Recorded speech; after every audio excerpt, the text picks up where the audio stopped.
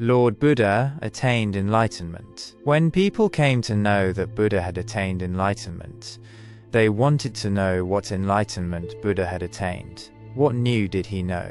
New because the world is already full of knowledge, and what did Buddha know, apart from the knowledge that everyone knows? One day a man came to Buddha and said to him, "Buddha, I am a knowledgeable person.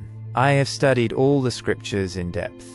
I have studied the Vedas and Puranas. I have meditated deeply. I have heard that you too have attained knowledge. I have come to know what you have attained. What is that knowledge due to which till now you were a fool? What have you attained?" Buddha smiled after listening to that person, and he said, "I have not gained anything. In fact, whatever I had is also gone." The person said, "What did you lose?" Buddha said, "Greed, attachment, illusion, jealousy, anger, desire, lust. All these have left me." That person asked, "Then, what did you achieve?" Buddha said, "Nothing to this." As the person said, "Then why do people say that you have attained knowledge? Did you not attain knowledge?" Buddha smiled and said, "I did not attain knowledge. Knowledge is everywhere. Knowledge is present in every particle. There is no need to get it. I have only imparted my ignorance. What remains after losing ignorance?" The person said, "When there is no ignorance, then knowledge remains only." Buddha said that when both knowledge and ignorance are not left, then what will be left? That person fell at the feet of Buddha and said, "Buddha, I never thought about this situation." Buddha says, "Whatever I had, I lost everything.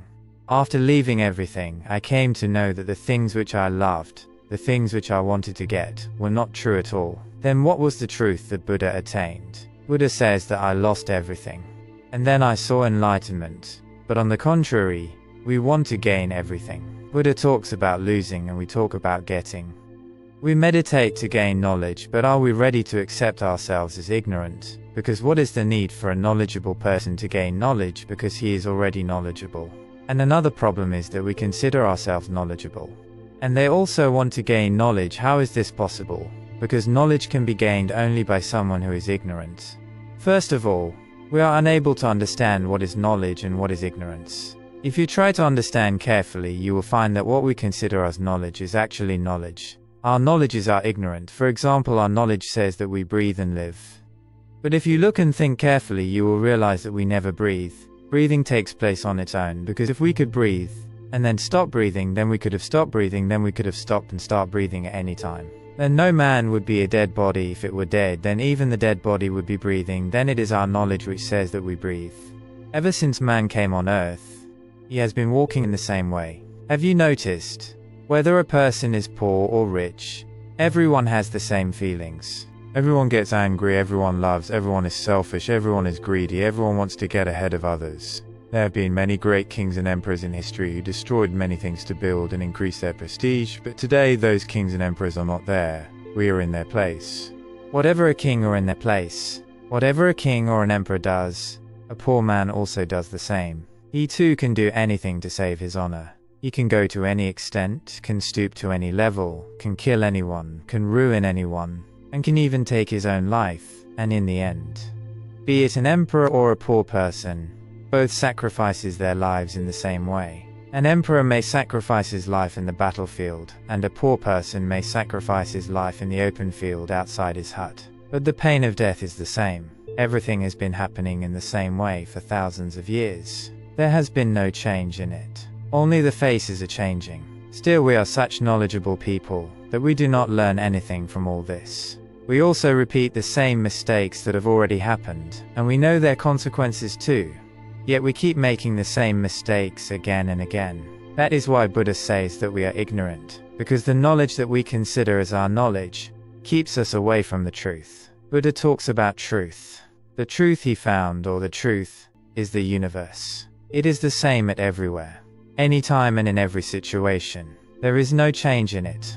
But our knowledge, our truth, changes with the change of time and place. A truth which is true in India becomes true in other countries. Just as love and compassion are universal qualities. It is everywhere, and the same in every situation.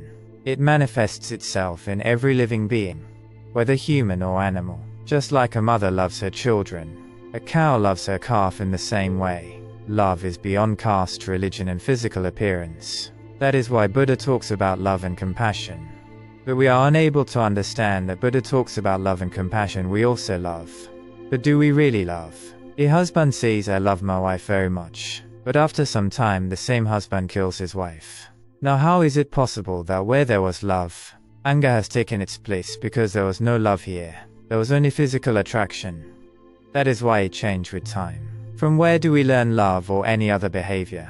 We learn it from our family, people around us, and society. Our intelligence is formed by our thoughts.